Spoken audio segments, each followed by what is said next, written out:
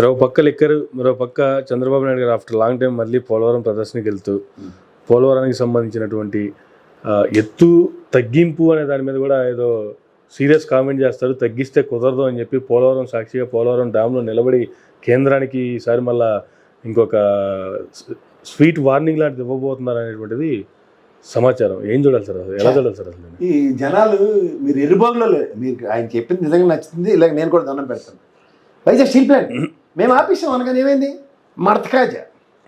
Vizag railway zone మేము తీసుకొచ్చాం, ఒక పుదిలేటాం, మడతకాజా, కేకేలేం లేకుండా.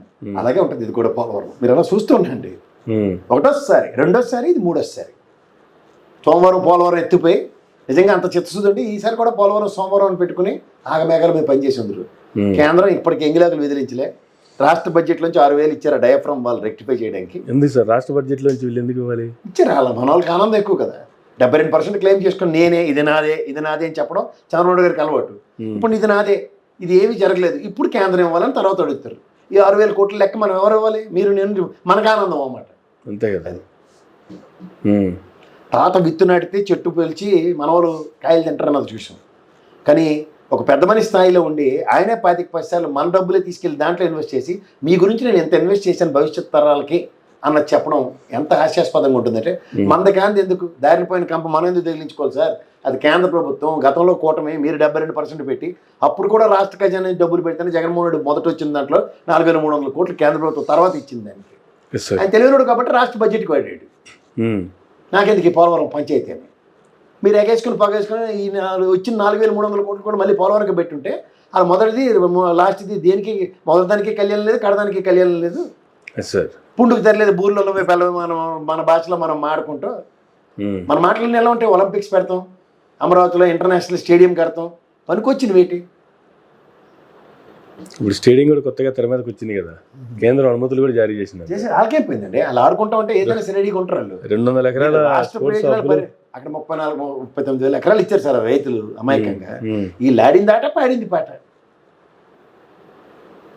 దాంట్లో 200 ఎకరాలు ఏమోలకి అది నాకు తెలిసి. ఇన్ఫ్రాస్ట్రక్చర్లు అంటే ఎయిర్పోర్ట్లు, నెక్స్ట్ ఇన్ఫ్రాస్ట్రక్చర్ అంటే పోర్ట్లు, ఇన్ఫ్రాస్ట్రక్చర్లు అంటే పక్కా బిల్డింగ్లు, కలెక్టర్ ఆఫీసులు ఇలాంటివన్నీ కట్టి సచివాలయ వ్యవస్థని ఇలాంటివి అంటాం.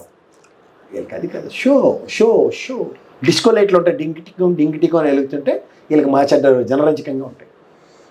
అసలు ఇన్ఫ్రాస్ట్రక్చర్ క్రియేట్ చేసేది కాకుండా క్రియేట్ చేసిన ఇన్ఫ్రాస్ట్రక్చర్ని కూడా వదిలిపడేస్తున్నారు కదా. అది అనుకుంటాం. మంచిది, మనం ఏం మాట్లాడకూడదు. మాట్లాడితే అక్కడెక్కడ శ్రీకాకుళంలో అవతల ఉన్నాడు మనోభావాలు గాయమైపోతుంది. మనం ఏం చేయలేము దానికి. ఎవరి మనోభావాలు గాయమైపోయి లెటర్ పెట్టగానే కంప్లైంట్ ఇవ్వగానే ఎట్లా సార్ ఎత్తుకుపోతారు వచ్చి? అంతే మరి, వాళ్ళ మనోభావాలకు ప్రయారిటీ ఉంది. కోర్టులు అక్షింతలు వేస్తున్నా, ఈవెన్ మెజిస్ట్రేట్లకు కూడా అక్షింతలు వేసింది మొన్న హైకోర్టు. నిన్న మళ్ళీ పడ్డాయి. ఇదంతా ఒక ఎత్తండి. కోర్టులు అవన్నీ కామన్, ఎందుకంటే లాస్ట్ టైం డీజీపీలు నిలబెట్టరు, ఇవన్నీ మనం చూసాం కదా. వీళ్ళేం అతీతం కాదు. వీళ్ళు ఎక్కడికక్కడ ఏటవుతుందో అన్న దగ్గర మనం ఓన్లీ. మా చిన్నప్పుడు అలా గ్లూకోన్ డి అడ్వర్టైజ్మెంట్ వచ్చింది, అందులో నాన్న పుతిలిగా నిలబెడతారు. ఈ పిల్లలు బాల్ ఇలా ఆల్కహాల్ వేసుకుంటారు, వాళ్ళ అమ్మకు కూడా. వీడికి మాత్రం ఏరు, వీడి ఇలా చూసి గ్లూకోన్ డి అని పాట పడేసిపోతారు. చూసుకోమనండి ఒకసారి అడ్వర్టైజ్మెంట్. ఇప్పుడు రావట్లేదు. అలా మనం ప్రజలు ఇలా థర్డ్ ఎంపైర్లో చూసుకోండి. ఓకే సార్, ఆంధ్రప్రదేశ్ రాష్ట్రంలో గత 2-3 రోజులుగా బాగా సీరియస్గా అవుతున్నటువంటి అంశం, ఒక పాస్టర్ గారి యాక్సిడెంటా, అది మర్డరా, ఏమైంది కూడా ఫైనల్ అవ్వకుండా యాక్సిడెంట్తోనే చనిపోయారని కొంతమంది, కాదు మర్డర్ చేసి యాక్సిడెంట్గా క్రియేట్ చేశారని మరి కొంతమంది రకరకాల కామెంట్లు చేస్తారు. బాడీ మీద ఉన్న గాయాలు, తర్వాత బ్యాగ్ మాయమై మళ్ళీ పోలీసుల కస్టడీలో బ్యాగ్ ఉండడం, తర్వాత ఆయన హెల్మెట్ ఉండి కూడా తలకి తీవ్ర గాయాలు, ఇవన్నీ కొంచెం వివాదాస్పదంగానే ఉన్నాయి. కేపాల్ బ్రదర్ని లేపేసినట్టు ఈయన ఏమైనా అన్నది కూడా ఆలోచించవలసింది. ఇన్వెస్టిగేషన్లో ఉంది సార్ అది. తర్వాత ఇవాళ ఆయన దహన సంస్కారాలు కూడా ఉన్నాయి. ఆత్మకు శాంతించాలి. ఎందుకంటే చూస్తుంటే కొన్ని ఆయన ఎంత కాదన్నా ఒక మంచి మనిషి అని చాలామంది చెప్తున్నారు. సో అవన్నీ దృష్టిలో పెట్టుకొని ఏదో ఆంధ్రాలో మర్డరు, తెలంగాణలో దహన సంస్కారాలు, ఇవి మర్డరో యాక్సిడెంటో కూడా ప్రజలకి అతి దగ్గరలో విషయం తేటతెల్లం అవుతుంది. నాకు పోలీస్ వ్యవస్థ మీద అపార నమ్మకం ఉంది. వాళ్ళు ఇన్వెస్టిగేషన్ కనుక కూలంకుషంగా చేస్తే ఖచ్చితంగా దాని అవుట్కమ్ వచ్చిన తర్వాత దాని గురించి మాట్లాడితే బాగుంటుంది. ప్రజెంట్ అయితే ఆయన అజాత శత్రు మంచి మనిషి అని మాత్రం ఇవాళ ఉంది. మనం ఎక్కడి నుంచో లేని అభూత కల్పనలు ప్రజల్లోకి తీసుకెళ్లవలసిన అవసరం లేదు. ఎందుకంటే ప్రజలకి ఇవాళ ఆయన అంతిమ యాత్ర ఎస్ సార్. ఆయన ఆత్మకు శాంతి కలగాలని చెప్పాలి తప్ప మనం ఆయనకి లేనివి ఆపాదించి మనం నాకు తెలియని విషయాలు నేను చెప్పదలుచుకోలేదు. ప్రస్తుతానికి అయితే ఒక కాన్స్పిరసీ థియరీలో ఒక యాక్సిడెంటా మర్డరా తేలని ఒకసారి అనిశ్చితి అయితే ఉంది. ఆయన ఉన్న పరిస్థితి, ఆయనకు ఉన్న గాయాలు అవన్నీ చూస్తాం. సో దీంట్లోంచి మనం ఖచ్చితంగా పోలీస్ వ్యవస్థ మీద ఉన్న నమ్మకంతో వాళ్ళు అవుట్కమ్ డెరైవ్ అయ్యేదాకా ఒప్పుకుంటారు. మత రాజకీయాలు చెలరేగుతున్నాయని ఏమన్నా ఈ యాంగిల్ ఎక్స్పెక్ట్ చేయొచ్చు అంటారు అసలు దీన్ని? అదే చెప్తున్నాను సార్. ఇప్పుడు మనం ఒకదానికోటి మనం ఆపాదించి మాట్లాడడం. ఇప్పుడు మన ఆంధ్రప్రదేశ్లో అంత తీవ్ర పరిస్థితులు అయితే ఉండవు, అంత తీవ్ర పరిస్థితులు లేవు, ఇప్పటివరకు లేవు, ఎప్పుడు ఉండవు కూడా. అంత ఆంధ్ర రాష్ట్రం మీద దాకా ఇప్పుడు ఎందుకు ఉదాహరణకి ఫాస్టర్లో వీధిలోకి వెళ్ళి వాళ్ళు ప్రచారాలు చేసినా సరే, ఏందయ్యా మా వీధిలోకి వచ్చాం, మీ అందరూ హిందువులను గౌరవ చేసి పంపించేసిన ఉదంతాలు చూసాం, కానీ కనీసం పల్లెత్తు మాట అన్నది కానీ చెయ్యెత్తింది కూడా మనం ఎప్పుడు చూడలేదు. అంచేత ఆ ప్రజల మీద ఉన్న నమ్మకంకి వాళ్ళు అలాంటివి ఎప్పుడు తావివ్వరు. వాళ్ళు నమ్మిన సిద్ధాంతానికి వాళ్ళు కట్టుబడి ఉంటారు, వాళ్ళ పనాలు చూసుకుంటారు. సో మనం ఎవరో అన్నట్టు ఆ మాటకు వస్తే రాముల వారి తల తెగి పడినప్పుడు రామతీర్థంలో హిందువుల మనోభావాలు ఖచ్చితంగా అయ్యాయి, కానీ హిందువుల ప్రకంపనలు ఏమైనా చూసామా? లేవు. ఎన్నో గుళ్ళు విధ్వంసాలు జరిగినప్పుడు కూడా హిందూ ప్రకంపనలు ఉన్నాయి. ఎందుకంటే సంయమనం, విచక్షణ కోల్పోకపోవడం అన్నది ఆంధ్రప్రదేశ్ ప్రజలకు ఉన్న విజ్ఞత. దాన్ని మనం వీలెత్తి దానికి ఏదో విధంగా ఆపాదించి మాట్లాడడం సముచితం కాదు. నేను మాట్లాడినాను సార్. నేను ఆంధ్రప్రదేశ్ రాష్ట్రంలో చూసుకుంటే మరొకటి ఐటీ అడ్వాన్స్ కోర్సులో నైపుణ్యాభివృద్ధికి సిస్కోతో ఒప్పందం జరిగినట్టుగా కూడా తెలుస్తుంది. గతంలో చూసాము అదే అటువంటి స్కిల్ స్కామ్కి సంబంధించి అటువంటి కేసులోనే చంద్రబాబు నాయుడు గారు ఇప్పటికీ బెయిల్ మీద బయట ఉన్నటువంటి పరిస్థితి. నిన్న మరలా 50,000 మందికి నైపుణ్య ఇవ్వడం, పరోక్షంగా ప్రత్యక్షంగా అనేక వేల మందికి ఉద్యోగాల కల్పన అనే పేరుతో మరలా ఒప్పందం జరిగినటువంటి పరిస్థితి చూస్తాం ఐటీ శాఖ మంత్రి నారా లోకేష్ గారి ఆధ్వర్యంలో. ఇప్పుడు భావ ప్రకటన స్వేచ్ఛ అనేది మనకి భారతదేశంలో మహానుభావుడు రాజ్యాంగంలో రాసి ఇచ్చిన ఒక హక్కు మనకి. ఇప్పాల రవీంద్ర అనే వ్యక్తి ఆయన నిన్న లోకేష్ గారిని కలిసిన తర్వాత hence further activities for the Andhra Pradesh దీంట్లో ఆయన ఇన్వాల్వ్ చేయొద్దని రాయడంలో ఆయన టెరిటరీ మేనేజర్ ర్యాంక్లో ఉన్నాడు.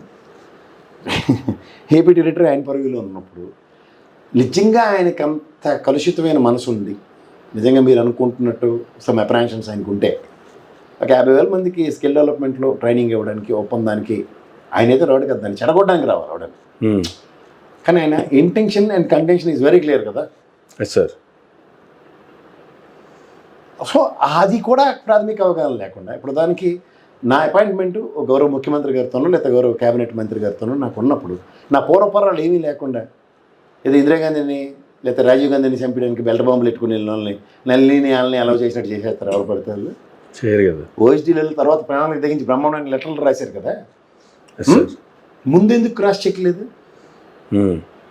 అంటే వ్యక్తిగతంగా పక్కోడు చెవులు తినేస్తే దానికి రియాక్ట్ అయ్యే మూడు ఉన్నది వాస్తవం అన్నమాట. ఓకే.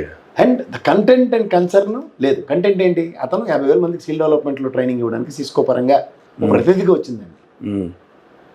నిజంగా ఆంధ్రప్రదేశ్లో మనకి ఇక్కడికన్నా తెలంగాణలో డెన్సిటీ ఎక్కువ ఉందండి, వెళ్ళొద్దు మనం కలవద్దు అని చెప్పిన దానికి మీరు రియాక్ట్ అయ్యి ఈ ఇప్పాల రవీందర్ రెడ్డి అనే అతను వలన ఇంత డ్యామేజ్ ఆంధ్రప్రదేశ్ జరుగుతున్నది ఈ స్కిల్ డెవలప్మెంట్ దాంట్లో అన్నది మీరు కనుక పాయింట్అవుట్ చేసినప్పుడు there may be a concern. Yes, ఈయన గతంలో పెట్టిన పోస్టులకో లేకపోతే గతంలో చేసిన పనులకో ఇలా ఉందన్నది ప్రజల్లోకి వెళ్తుంది. కానీ అది ఏదీ కాకుండా అతను ఒక మంచి మనసుతోనే వచ్చి ఆంధ్రప్రదేశ్ ప్రజల పట్ల ఆంధ్రప్రదేశ్ పట్ల ఔదార్యం చాటుకునే దగ్గర కూడా మీరు వేలెత్తి చూపిస్తున్నారంటే అంటే లోపట కడుపు మంటలతో రాజకీయం చేయడానికి నిశ్చయించుకుని ఉన్నారు మీరు. ఇది intention and contention. Intention and కంటెన్షన్లో గతం మీద వెంజెంటా పాలిటిక్సే మీరు ఆపాదించి మాట్లాడతారు. ఎవరు దాన్ని గమనించట్లేదని మాత్రం మీరు దయించి అనుకోదు సార్. ఆ letter it's really making a ruckus. ఎందుకంటే అనవసరంగా ఏముంది దాంట్లో. ఇప్పుడు నాకు రిలేషన్షిప్ మేనేజర్ ఉంటాడు, అడిగి నాకు బ్యాంక్లో ఆర్గ్యుమెంట్ అవుతుంది.